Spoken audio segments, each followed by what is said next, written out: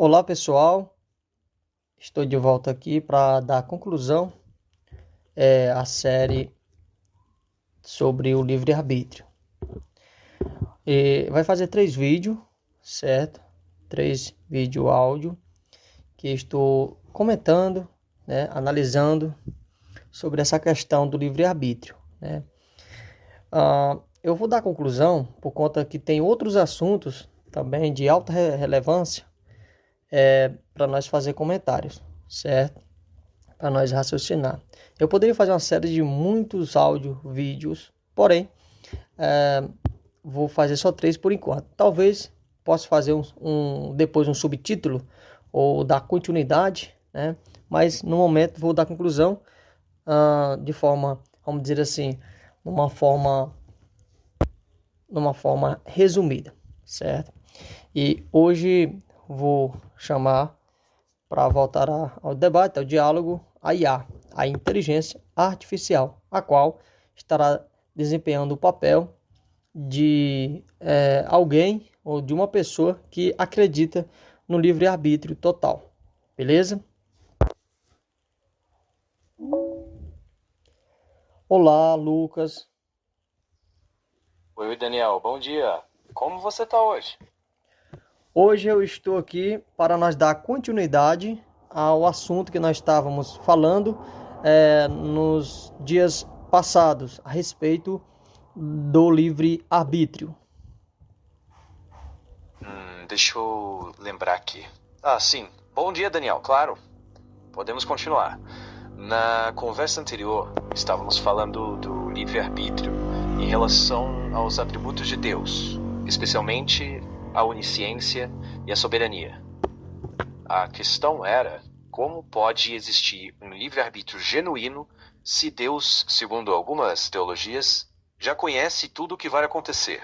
A gente tocou em visões como o calvinismo, que fala de predestinação, o arminianismo, que defende uma liberdade significativa, e também mencionamos outras abordagens, como o teísmo aberto, que, por assim dizer, revê o que significa onisciência. E aí, com base nisso, como você mesmo disse, você tende a uma visão deísta parcial, certo? A gente pode aprofundar nisso, sim. Uma pergunta essencial é: o fato de Deus conhecer uma ação significa necessariamente que ele determinou ela? Ou conhecer não é a mesma coisa que causar? Esse é um ponto filosófico bem debatido. Podemos olhar isso pela lógica, pela filosofia ou pela teologia bíblica. Bem, vou misturar um pouco de cada aspecto ou de cada pensamento, certo? Então, dentro desse aspecto que você descreveu, que foram das conversas, do histórico que nós conversamos anteriormente, dialogamos, debatemos sobre essas questões, eu quero fechar esse assunto parcialmente no momento, por enquanto, sobre o livre-arbítrio. E aí, nesse fechamento, nessa conclusão, vamos dizer assim, entre aspas, que nós vamos dar sobre a questão do livre-arbítrio, ainda vou enfatizar alguns pontos que, ao meu ver, é de suma importância e, ao mesmo tempo, entra em choque de realidade funcional, de acordo com, vamos dizer assim, de acordo com o pensamento teológico, certo? Não é um ataque direto à teologia, mas ao sistema que eles implantaram, né, na sociedade, dentro do contexto religioso, de impor, né, de alguma forma, teologicamente, isso virou tradição na mente dos seres humanos. Por exemplo, vamos citar algumas questões da Bíblia, certo? Mas também, ao mesmo tempo, nós vamos refletirmos, né, junto com os ouvintes, a respeito do livre-arbítrio. Se Deus deu tal liberdade, o Deus que eu falo aqui, não é o Deus, né, não é o Deus que eu pressuponho que eu acredite que seja o Criador do universo. O Deus que eu falo aqui é a caricatura teológica do judaísmo, vamos dizer assim, do judaico-cristão, né, que, ao meu ver, é um tipo de caricatura que o ser humano em si, dentro da sua cultura, criou, né, esse aspecto de Deus. Então, o Deus teológico, o Deus criado pela teologia, né, baseado no livro, né, que seria a Bíblia, o conjunto de livros e coisas do tipo. Então, o que é que nós vamos dialogar aqui a respeito dessa questão do livre-arbítrio? O que é? É a seguinte forma, da seguinte maneira. Esse tipo de Deus, ele interfere, né, em certas ocasiões dentro da Bíblia para livrar supostamente o seu povo, né? Isso é mencionado na Bíblia em vários lugares. Como isso tem relação, a conexão, a harmonia com o livre-arbítrio do ser humano? Se Deus, esse tipo de Deus, ele dá a liberdade e ser humano, teologicamente, de acordo com a linha do arminianismo, o ser humano tem um livre-arbítrio, como é que esse Deus, esse Criador, segundo a teologia, ele vai interferir, né, nas ações dos seres humanos? Se os seres humanos têm um livre arbítrio, eles podem agir, ter uma livre agência. Como isso é possível? Como conciliar isso? Em certas formas, em certo acontecimento na Bíblia, acontece algo e Deus lá intervém. Lá naquele contexto ele intervém. Tem outros contextos que não intervém. Como é que nós vamos definir e conciliar livre arbítrio com a interferência desse Deus nas atitudes, nas ações, mudando o foco, mudando a história através de suas interferências? Como isso eu posso dizer que o ser humano tem o livre arbítrio se o Criador que deu regras, ele interfere de vez em quando, segundo relatos da Bíblia? Por favor, sem arrodeio, direto. Como isso é possível? Essa é uma das objeções filosóficas mais fortes. Se o ser humano tem liberdade real e Deus intervém mudando circunstâncias, então a liberdade não é absoluta. Alguns teólogos arminianos diriam que Deus permite a liberdade na maioria das vezes, mas em certos momentos ele intervém sem anular totalmente a responsabilidade humana. Mas aí surge a pergunta difícil. Se Deus muda as consequências, então ele está, de certa maneira, interferindo no resultado. O que a maioria das pessoas acreditam é um buraco embaixo, não é? O problema é que uma abordagem complexa sobre o porquê chegar a esse ponto, sendo que o livre-arbítrio, combinação de liberdade, pode ser inevitável, enquanto diz algumas objeções filosóficas e humanas de que nem tudo que acontece pode ser atribuído a uma intervenção direta. Essa tensão entre afirmar que Deus dá liberdade, que Deus intervém e que os humanos são responsáveis é justamente o que o debate filosófico e teológico tenta conciliar. E não existe uma única resposta aceita por todos. Se você quiser, posso resumir um modelo que tenta equilibrar isso e onde ele pode ser mais frágil. No caso, eu não obtive a resposta da sua parte, mas você dá um resumo rápido e breve. Como isso nós podemos conciliar tudo que eu falei anteriormente com a questão que você está expondo aí? Por gentileza, para todos os ouvintes, as pessoas que estão ouvindo, entender ou buscar compreender essas questões de forma reflexiva, seja teologicamente ou filosoficamente. Por favor. Breve. A conciliação mais comum é dizer que o livre-arbítrio humano não é absoluto, mas relativo. Ou seja, humanos tomam decisões e respondem por elas, enquanto Deus pode agir na história quando considera necessário. Nessa visão, a intervenção divina não elimina toda a liberdade, só estabelece limites. Mas, filosoficamente falando, continua a questão. Se Deus intervém em alguns momentos, por que não intervém em outros? E, ao intervir, não está influenciando o resultado? Essa pergunta não tem consenso. Então, a reflexão final seria mais um convite. Se Deus nunca intervém, a ideia de um livre-arbítrio pleno fica mais forte. Se ele intervém constantemente, então o livre-arbítrio absoluto fica mais frágil. A filosofia e a teologia tentam explicar como essas duas ideias podem coexistir, mas até agora não há uma resposta que agrade todo mundo. E é aí que o debate continua vivo. Ok. Então, dentro desse aspecto que você fez o resumo, não há um consenso, né, pelo que eu estou vendo aí, e pelo que eu ouvi. e dentro desse aspecto também não há uma consistência argumentativa tão boa que possa convencer alguém que questiona, alguém que é crítico, que no caso seria o meu, né? Então isso não me convence, certo? Nesse caso, eu parto para outras questões envolvendo a mesma perspectiva que nós estamos aqui dialogando. Vou dar situações. Por exemplo, a Bíblia menciona sobre a questão da oração. Para Deus fazer isto, fazer aquilo, né? Como é que eu vou orar, vou pedir a Deus para alterar algo se o ser humano tem um livre-arbítrio? Por exemplo, eu estou aqui e eu peço para, por exemplo, um casal. A esposa não crê e o esposo crê no Deus. E nesse Deus, aí eu vou orar a esse Deus para Deus mudar as atitudes da minha mulher, vice-versa, para poder ela mudar.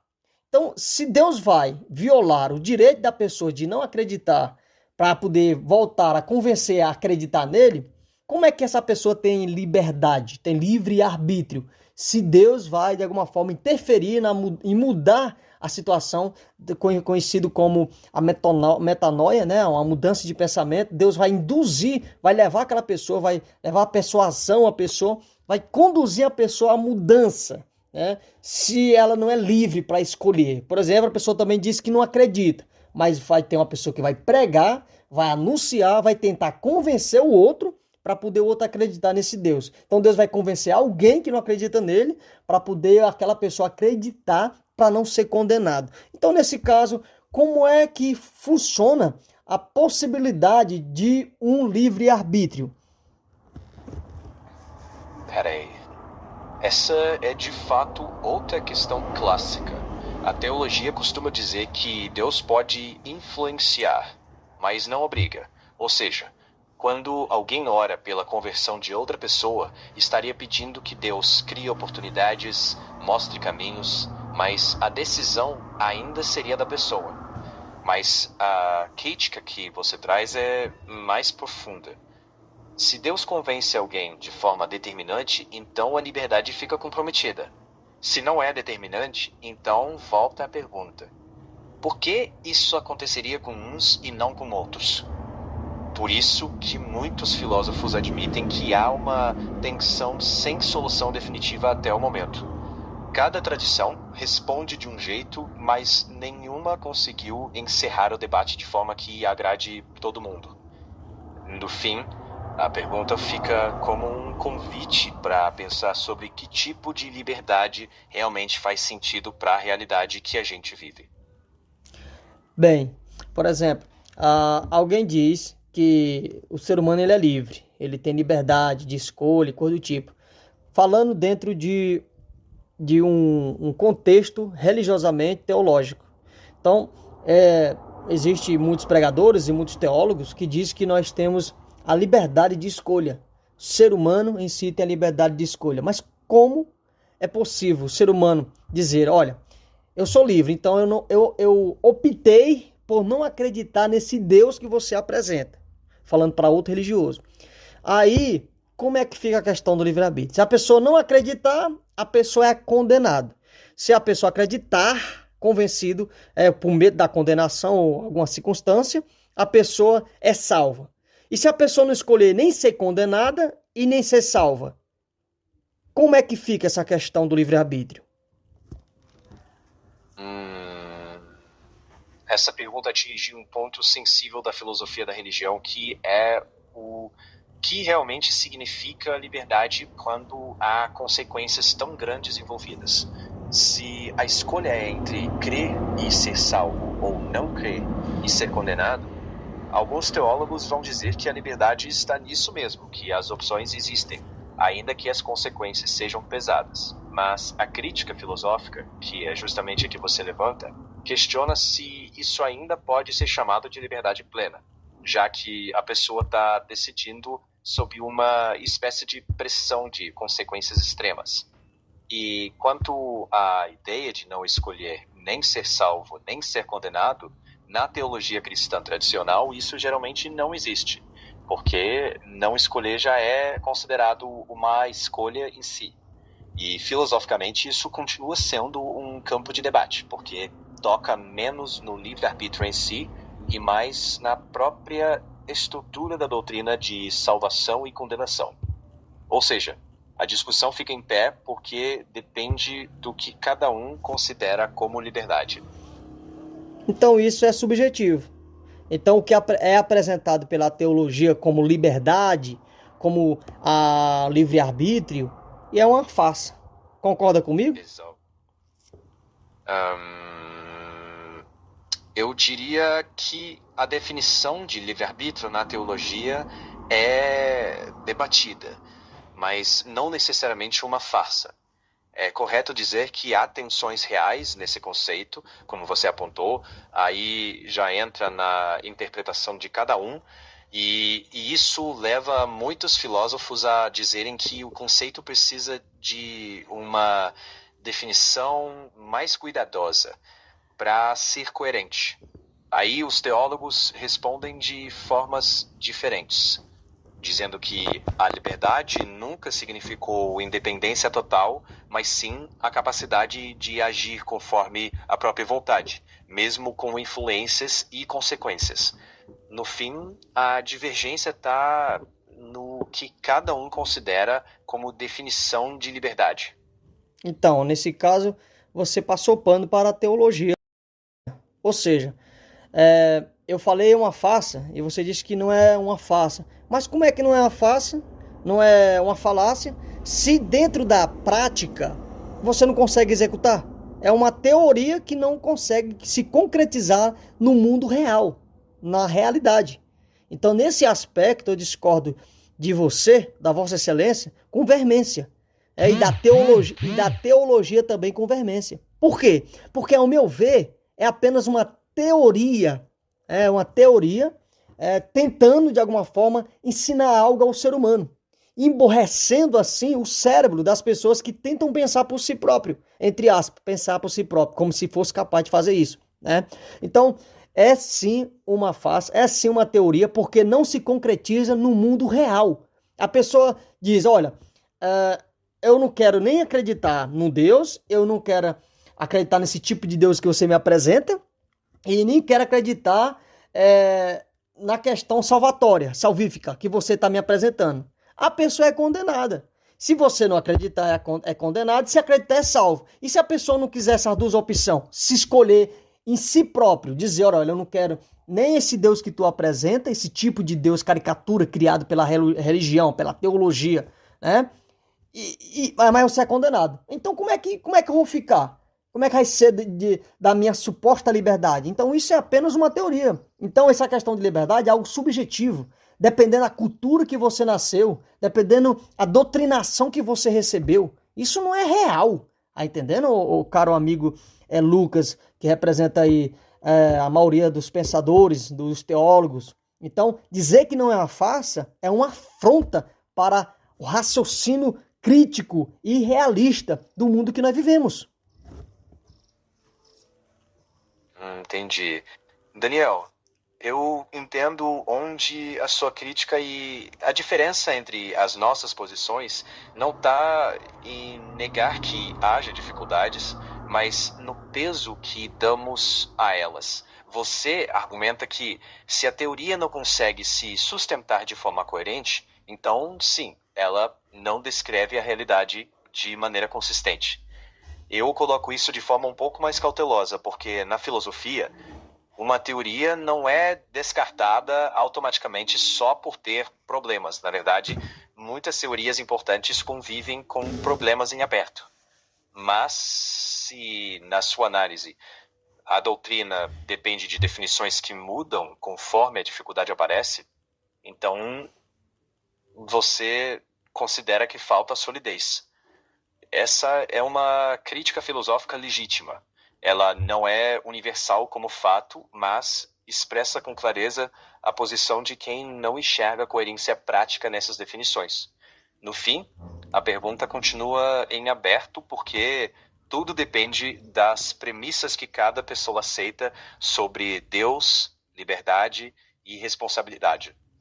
Então, no caso que você acabou de falar aí sobre a questão teórica, Não foi por aí que eu quis dizer, né? Porque assim, quando a ciência ou outro método científico diz que é teoria, eles dizem que é teoria, né? Porém, dentro do ramo ou da ramificação teológica, é dito, o livre-arbítrio é tido como verdade absoluta por alguns pregadores, alguns anunciadores, supostamente, do evangelho. Eles dizem que realmente o ser humano tem um livre-arbítrio. Então o problema não está que é por ser uma teoria. O problema está em dizer que essa teoria é uma verdade absoluta, é uma verdade, é uma realidade. É isso que é pregado, anunciado por muitos pregadores. Eu já fui pessoa que preguei isso. Eu já anunciei, já fui religioso por mais de 12 anos, certo? 12 anos sendo um suposto pastor numa certa denominação, dentro de uma religião. Mas desde minha infância, eu fui criado dentro de um berço religioso, né? Então tem muito tempo que eu escuto e já ouvi gente falando, tem debates hoje muito na internet sobre isso aí, né? Que diz que o ser humano tem um livre-arbítrio. E o Deus da Bíblia, ele interfere, responde a oração, muda o rumo da história, aquela coisa do tipo. Então não é tido como apenas uma teoria. Esse não é o problema. Certo, meu caro? O problema é que ele diz que é a verdade. A ciência, quando diz e define algo como teórico, ele diz que é teoria realmente. Que não é uma comprovação, ainda está ainda em análise e tal. Já dentro da teologia, eles determinam, eles pregam, eles anunciam, né? E se a pessoa não aceitar, a pessoa está condenada. É aquela coisa do tipo, o determinismo naquela questão. Então, preste atenção quando você for colocar o termo teoria e preste atenção quando for colocar o termo realidade. Algo que é tido como teoria é anunciado pelos que anunciam como teoria. O que é tido como teoria, o problema está é quando é anunciado como verdade. Aí entra as questões, as divergências, é o qual eu estou incluído. Certo. Agora eu entendi melhor, sim. Você não está questionando a existência de modelos teológicos, mas sim a pretensão de alguns deles em se apresentarem como verdades incontestáveis, mesmo enfrentando tensões lógicas não resolvidas. Essa é uma válida e compartilhada por muitos pensadores. Ainda assim, há quem sustente essas verdades com base na experiência pessoal ou em interpretação das escrituras. No final, a solidez da ideia vai depender dos critérios que cada um usa para definir o que é verdade coerente e o que é crença baseada em convicção ou tradição. E é aí que a filosofia pode ajudar, clarificando os termos e examinando se as conclusões realmente seguem as premissas propostas. Quer que a gente explore uma definição mais concreta de liberdade que não dependa de intervenção divina constante? Eu acredito que dá para parar por aqui, porque por mais que você tente elucidar, de alguma forma defendendo o aspecto teológico, clássico, não vai conseguir. Sempre vai chegar num argumento que você vai dizer no final, olha, se quiser eu defino assim. Então é uma bola de neve, é algo que não vai parar, só aumentar as questões, a tensão, né, entre o que você está falando e entre aquilo que eu estou salientando, estou dissertando nesse momento. Tá entendendo? Então, Entendi. Vamos parar por aqui por enquanto. Eu queria também deixar com os ouvintes, eu já postar aqui junto com esse áudio, vídeo que eu estou fazendo aqui com você, vou postar um áudio, certo? De uma pessoa fazendo um questionamento sobre o livre-arbítrio. Ele vai citar alguns textos da Bíblia, certo? Ele vai citar alguns textos da Bíblia. Eu quero que os ouvintes, as pessoas que estão nos ouvindo agora, pare um pouco e respire fundo, porque é um áudio muito forte, certo? O rapaz vai expor algumas questões do livre-arbítrio, dizendo da seguinte forma, vou dar aqui um spoiler, dizendo que Deus, ele dá a liberdade ao humano, só que essa liberdade que ele mesmo dá, ele viola. Em alguns casos, tá entendendo, né? Então, em alguns casos, ele dá liberdade a um, interfere numa coisa e não interfere em outra. Ele interfere quando convém para o povo dele, na Bíblia tem muitos textos aí, e quando acontece uma coisa com a realidade que nós temos hoje, de violência, né? Violências terríveis com os seres humanos, e principalmente com, entre aspas, inocentes, crianças, ou idosos, enfim. Não há interferência. A interferência só está na Bíblia, nas folhas da Bíblia. Muitos contextos. Por isso que eu questiono, não é nem a questão da existência de um Criador, como já dialoguei aqui. É o tipo de Deus, a caricatura do Deus que é criado pela teologia, pela religião. Cada um criou o seu aspecto de enxergar a questão do comportamento humano. Um diz que esse Deus ele é o Deus calvinista, que diz que Deus determinou as ações, as atitudes e a permissão, Deus permitiu, ou Deus é plano de Deus, é a promessa de Deus e tal. Acontece a coisa mal. Não, aí Deus tem um propósito maior. Qual o propósito maior que Deus tem em uma criança ser violentada? Qual o propósito que Deus tem uma criança nascer com câncer, CA? Qual o propósito que Deus tem com a violência extrema que acontece com uma infantilidade, qual o propósito que tem, qual a promessa? Não, mas num dia Deus vai julgar os mal e tal, vai julgar, e a questão da atualidade, a realidade que vivemos, não é futuro, então sempre há uma saída. Esse tipo de Deus criado pela religião, ele nunca está errado, nunca perde.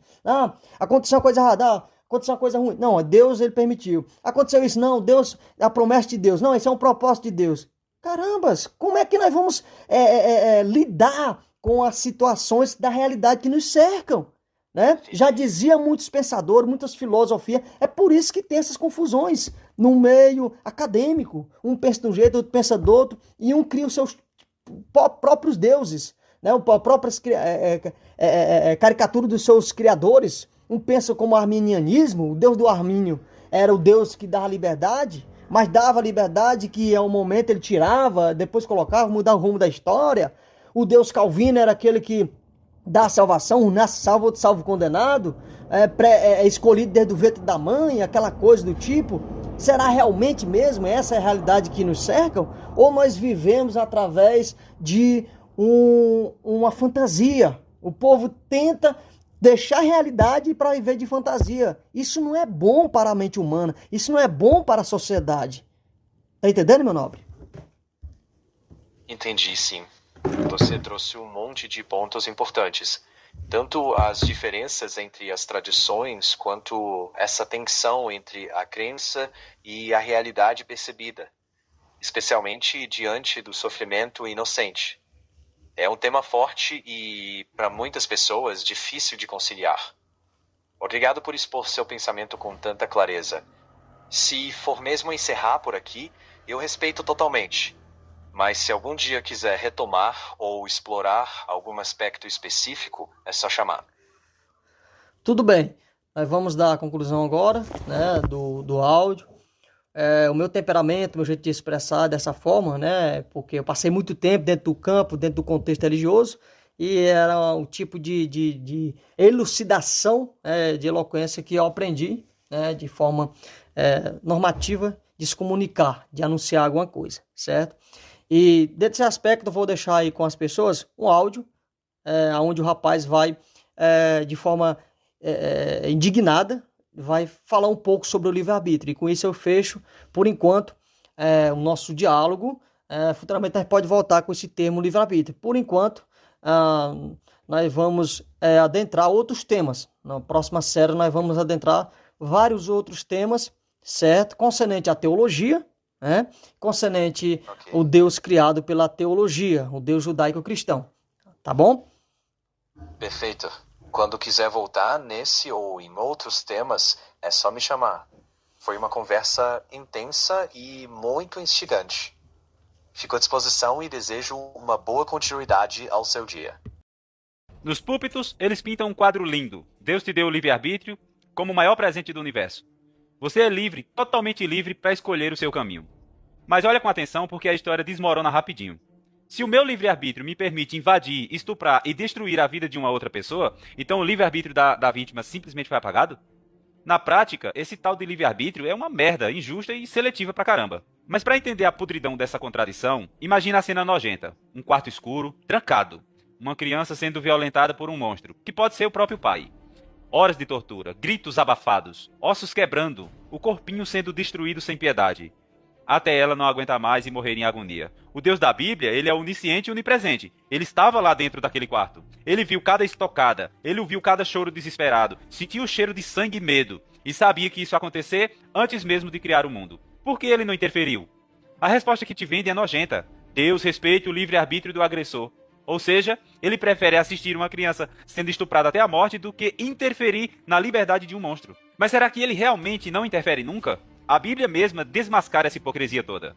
Deus interfere o tempo inteiro, só que de forma nojenta e extremamente seletiva. No deserto, um cara é pego catando uns gravetos no sábado só para fazer fogo. Moisés consulta Deus. E qual foi a resposta do Todo-Poderoso? Mata ele. A congregação inteira vai apedrejar o desgraçado fora do acampamento. Deus não pensou duas vezes. Ele exigiu sangue por causa de uns gravetos. Lá em Gênesis, Onã transava com a cunhada, mas tirava e derramava o sêmen no chão para não engravidar ela. Deus achou isso tão ofensivo que matou o cara na hora, fulminado porque gozou fora. Agora compara essa merda. Deus mata um homem porque tá catando lenha no dia errado. Deus mata o outro porque ele ejaculou no chão. Mas o mesmo Deus cruza os braços e fica assistindo em silêncio absoluto enquanto uma criança inocente é estuprada, quebrada e morta. E antes que alguém venha com aquela carta na manga da cruz, vamos ser honestos, nada disso se justifica. Nem a morte de Jesus justifica essa podridão toda. Porque para muita gente, Jesus é o próprio Deus. Então foi o próprio Deus quem deu essas ordens. Foi ele quem mandou apedrejar o cara por causa de lenha. Foi ele quem matou Onã por causa de porra no chão. Foi ele que interferiu nesses casos ridículos. E depois aparece no Novo Testamento dando uma de bonzinho. Curando aleijados, ressuscitando mortos, multiplicando pão. Mas que conveniência danada é essa? E para quem insiste que Jesus é só o Filho, a pergunta ainda fica mais podre. Se ele é o Filho, ele concorda com o Pai ou não? Ele assiste tudo calado porque tem medo do Pai? Ou ele simplesmente aprova esse jeito sádico de agir? Seja como for, a conta não fecha de jeito nenhum. Esse Deus ele interfere rápido e pesado quando o assunto é regra religiosa ou herança familiar. Mas quando se trata do sofrimento mais nojento e brutal de um inocente, o céu fica em silêncio. Se ele é capaz de matar por lenha e por porra, mas não escolhe mover uma palha para salvar uma criança sendo destruída, então o livre-arbítrio não é presente nenhum. É só uma desculpa podre e inconveniente para justificar o silêncio dele.